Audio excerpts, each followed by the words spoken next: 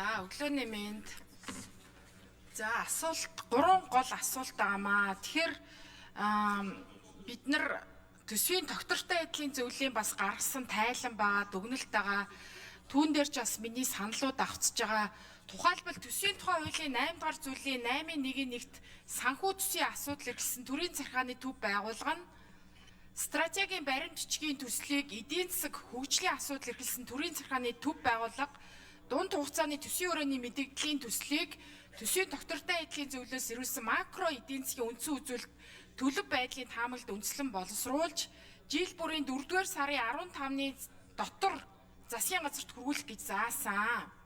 Тогтвортой байдлын зөвлөлөөс дотоодын нийт бүтээгдэхүүний бодит төсөлтийг 26 онд 5.4%, 27 онд 5.5%, 28 онд 5.7% байх таамаглалыг ирүүлсэн байхад Монгол улсын нэгдсэн төсвийн 26 оны төсвийн өрөөний мэдээлэл 27-оос 28 оны төсвийн төсөөлийн тухай хуулийн төсөлд эдийн засгийн өсөлтийг 26 онд 6, 27-оос 28 онд тус 6.5% байхаар тооцсон байна.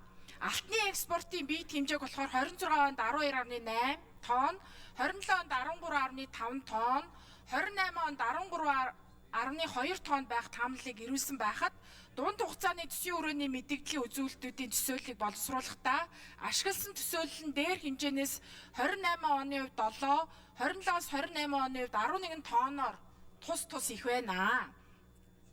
За энэ мэт өөдрөг төсөөлөл дээр үндэслэн төсвийн төлөвлөлт ирэх жилүүдэд биелэх магадлал хэр байна вэ гэсэн асуултыг асууя. Хуулийн төсөөлөлт төсвийн тогтвортой байдлын зөвлөл ямар байр суурьтай байгаа болоо. Энэ бол миний хийсэн дүгнэлтэн. За асуулт 2 дугаар асуулт болохоор инфляцтай яг адилхан. 26 онд 7%, 27 онд 6.4%, 28 онд 6% байхаар туссан. Үүнийг бас Монгол банкны байр суурь ямар байгаа бол хэр одоо бодит боломжтой байгаа вэ? Энэ биелээ олох гэж сууж байгаамаа.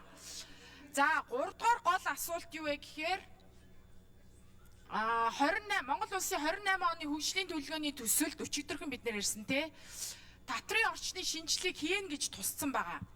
Энэ бол том бодлогын өөрчлөлт. Тэгэхээр энэ мэд томоохон бодлогын өөрчлөлт түүнээс төсөвт үзүүлэх нөлөөлийн тооцоо энэ одоо төсөлд хэр зэрэг туссан бэ гэсэн ийм 3 тодорхой асуултыг асуучаа.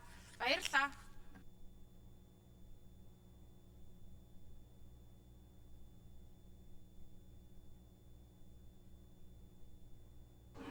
За сангийн.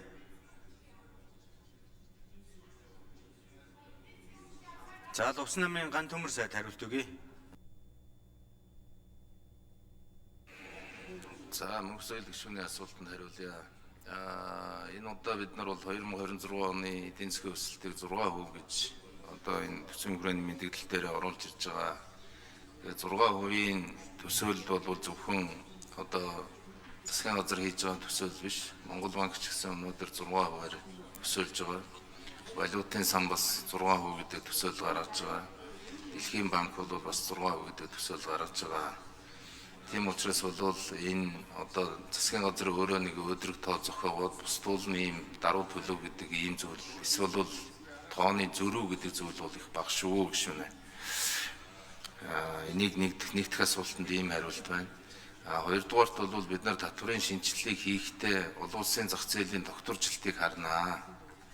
Харж иж хийхгүй бол дэлхийн худалдаа ийм тогтворгүй байгаа үед бид нар хамаагүй яаран даарн хөнгөн гуймаа юм бол хийхгүй. 26 ондоо хийлээ гэхэд энэ татварын шинжилэл бол 27 оноос хэрэгжиж штэ. Тийм учраас бол бид нар энэ их яарсан алхам бол хийж бас болохооргүй байна.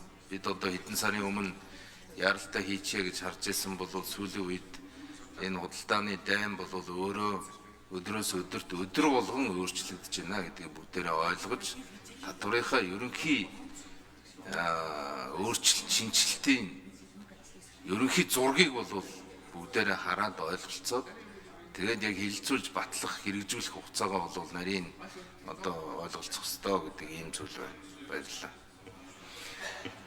За тэгээд нэмж хариулах хэрэгтэй бол 4 номерын микрофон дээр манай За сангийн сайд болтын жавхлан нэмж хариулт өгье.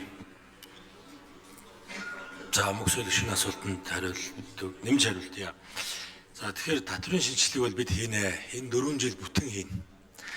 Тэгэхээр энэ удаа хэлцэж байгаа асуудал маань энэ төсвийн хүрээ шүү, хязгаар. За татвар төсвийн хүрээ хоёр яаж холбогдох вэ гэхээр за эрхчлээс ингээд 26 оноос татварын шинжилгээ хийхээр бол хийгээд эхлэхээр орлого талд нөлөөлнө.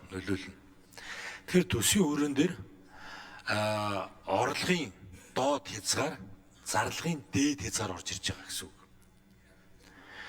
Тэгэхээр бид 2026 оны төсөв өргөн баригдах үед за эх оны төсөв дээр татварын шинжилгээ хэрхэн яаж одоо нөлөөлөх үү, орлого талд хэрхэн яаж нөлөөлөх үү, зардал талд хэрхэн яаж нөлөөлөх үү гэдэг илүү их тодорхой ийм тоотоо орж ирнэ. Тэгэхээр энэ удаа бол энэ төсвийн хүрээ дандаа одоо хязгаар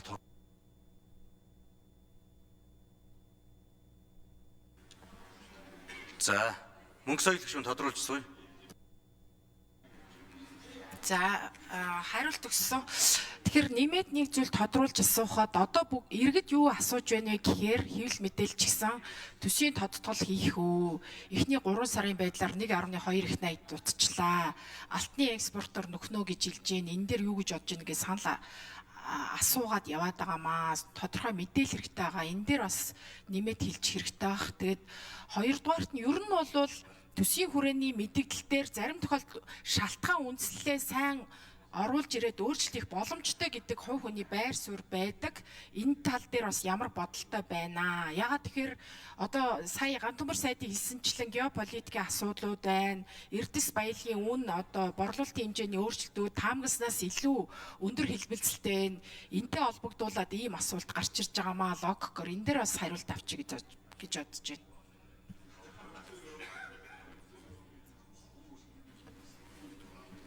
За үг гэлээ. Жамблын Ганбаатар гишүүн асуулт асуу.